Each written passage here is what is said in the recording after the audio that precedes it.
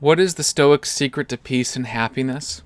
Well, I'm not sure I can tell you the Stoic idea, but I can definitely tell you a Stoic idea from one Latin Stoic named Epictetus. He says there is one road to peace and happiness. Keep the thought near by morning, noon, and night. Renunciation of externals, regarding nothing as your own, handing over everything to fortune and deity. Leave those things in the care of the same people God appointed to govern them, while you devote yourself to the one thing that is truly yours, and that no one can obstruct. Make that the focus of all your reading, your writing, and your lecture attendance. By context, he's writing to students in his class, hence, or I guess he's speaking to them. So that's why he says it like that. And in particular, when he says renunciation of externals, regard nothing as your own, handing everything over to fortune and deity, what he's getting at is something I think basically profound and is true in experience. He divides life into two, I guess your judgments into two things. He says, one, there are things that you can control and things that you cannot control. And if you, your judgment is all that matters here. If you focus on what you can control, namely your self-control, your virtue, all the things that are sort of internal to you, your judgments, your feelings, well, not always your feelings, but your judgments in particular. If you can do that, well, you'll have success, you'll have peace and happiness. But if you try to, if you base your happiness, your joy, your success, your feeling of satisfaction on things outside of you, you're going to have all sorts of problems in life. It's going to be real difficult. Just keep in mind, he says, the central questions. What is mine? What is not mine? What has been given to me? What does God want me to do or not to do now? For so many of us, we feel like we'll be successful and be financially secure if we get that promotion, that job. But you might not get it. Someone could get it. You could be a genius, do all the right prep, and someone will have a better connection than you. You could go into the job interview and your car breaks down. You could get the job and then have a cancer diagnosis. All the things that we think that we're in control of, often actually we're not. Many times we have no idea. We think, oh, well, I can control this job, and I can control this fact, and I control this structure, and I can control X, Y, and Z. All of these things. Sickness comes, an emergency happens, something outside of your control comes, a hurricane comes, anything can happen. Most things that are outside of us, we just really can't control. And our judgments matter so much, because if you think you need these things to be satisfied in life, then if there's any fear of loss, anxiety takes over. If there's any fear that you might not get what you think you need, that's outside of you, then fear takes over. But what is fear and anxiety? What are these judgments? What are these affections? They're not actually outside of you. There's no fear outside of you. There is something that you judge to be fearful. Now, sometimes it's right to be fearful of a fire and heat, but when you're fearful of something that you can't control, of losing something that you can't control ultimately, well, then you've just created the problem for yourself.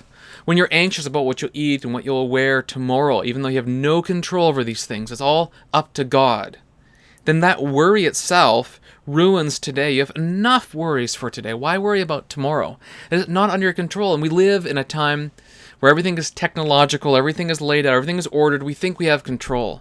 But the moment you do that, a tsunami comes, an earthquake hits, a tornado happens, cancer comes to your household, a car accident happens. We're actually not in control. You think you can go to the supermarket tomorrow and buy and sell and do business here and there, and everything will be okay, just like it's always been. But that's a lie. It's what we think will happen. It's what we think can happen, but it's not always true. In fact, many times people who are overconfident find that they have been so confident that their foot finally slips, and they fall into desperation.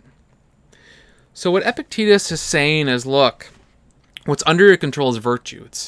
It is wisdom, justice, courage, self-control. These are the things that you can control. You can lose everything in life, food, clothing, etc.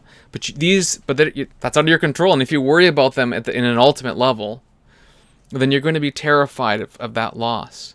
But if you're worried, or if you're judging primarily about the things that you can control, your work ethic, your persistence, your resistance to the hardship of life. If you focus on those things, you might have no money, you might have lots of clothes, you might have no clothes, but you will make it through.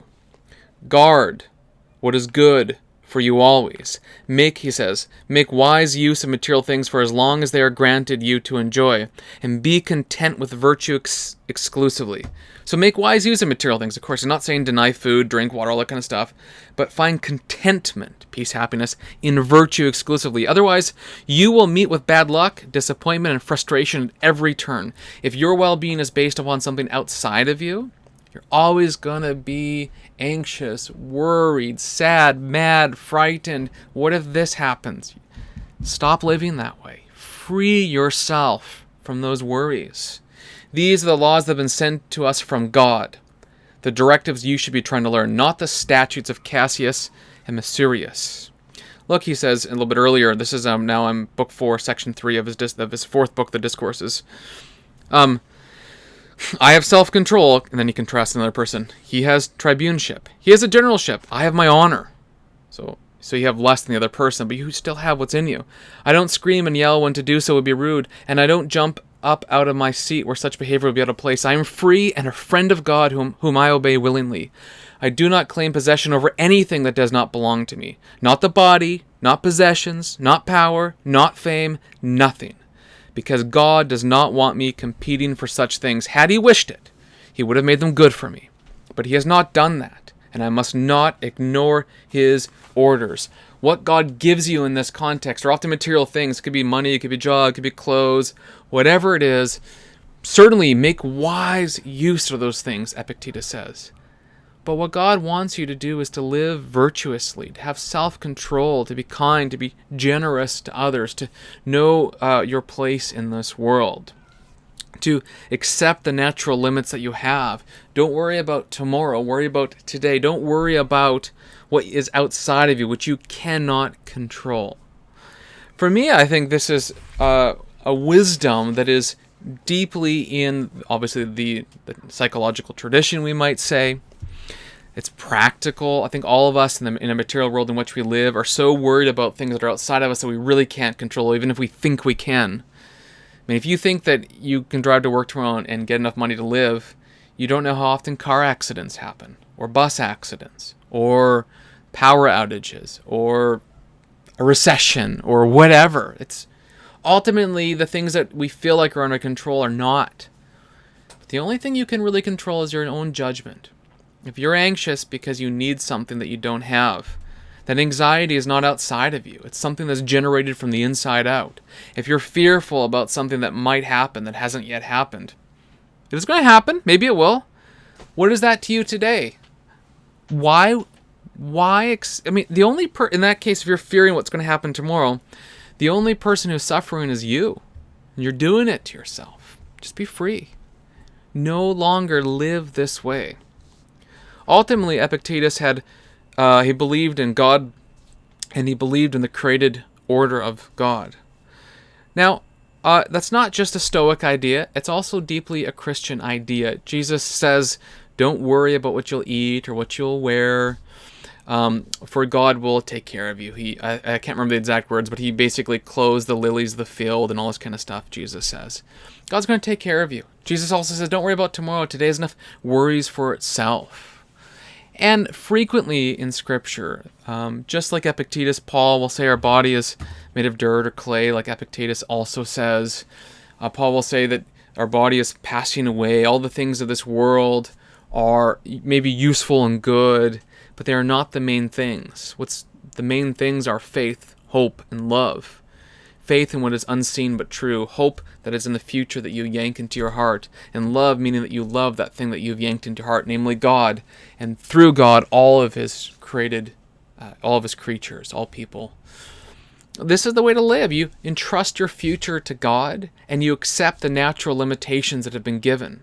Epictetus might have called God Zeus, and he might have called the natural limitations the natural law or something like that. And Christians will say, yes, it's the God of the Bible, and there are natural limits based on how God has created us. You can't be everywhere. You can't do all things. You can't be in the future and in the past. You have to accept providence, where Epictetus would say you have to accept, let's say, fate. That's it at the end of the day. We have either something we can control and something that we can't control. Our judgments should focus on what we can control. Master the virtues: faith, hope, love, wisdom, justice, courage, self-control. What's outside of you, what you're going to wear, what you're going to drink tomorrow, what you'll work tomorrow, the car you can drive, the future possibility, let it go. Entrust it fully to God. And if you don't believe in God, I suppose you would just say, I can't do anything about it anyways, but what I can do is focus on this thing. And that, I suppose, is sufficient to overcome this sort of anxiety and fear, but is insufficient to have an anchor of hope for all days in the future. So this, in summary, is a secret, a Stoic secret, I suppose, to peace and happiness. Namely, to create judgments, positive judgments about the things that you can control, namely your virtue. And don't create judgments that will cause fear and anxiety when it comes to things that are outside of your control. If you do this, you will live a much more peaceable and happy life. And this is, I think, absolutely true, and is a universal thing that all people can practice, although it'll look different for everyone to a certain degree. You can lose food and clothing and reputation and job, and be in war and be in dire distress. None of this you can really control. But if you keep your self-control, your wisdom, and your justice, you will carry through. But if you add to those things faith, hope, and love, you'll not only carry through, but you'll carry through into an endless hope as well. So that's my little summary of a Stoic secret to peace and happiness. I hope you enjoyed this short video. Thank you for watching.